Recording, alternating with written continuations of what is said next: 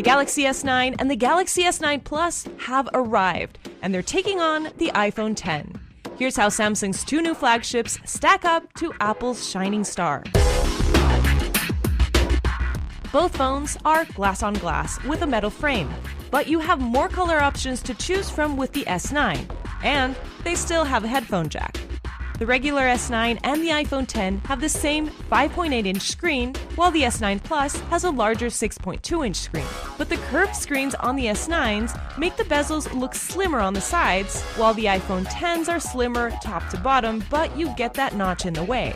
The S9s also have greater resolution and pixel density than the Super Retina HD display on the iPhone X. Both phones lack a home button on the front, but the S9 still has a fingerprint scanner to unlock, this time below the camera. The iPhone X uses Face ID to unlock, while the S9 has what Samsung calls Intelligent Scan, a combination of the facial recognition feature on the front camera and the iris scanner. But since it's not a depth sensing camera, it may not be as secure.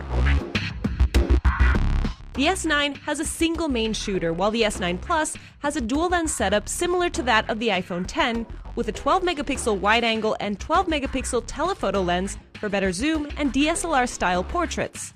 What's unique about the S9 is that the main lens has a variable aperture, which changes from f1.5 to f2.4 depending on the lighting. It also lets you select it manually from the Pro mode, and it offers super slow motion at 960 frames per second. The aperture on the iPhone X is fixed for both lenses, and the maximum slow-mo rate is 240 frames per second. The S9 has an 8-megapixel front camera compared to the 7-megapixel depth-sensing camera on the iPhone X, which lets you take portrait mode selfies. Both have AR capabilities.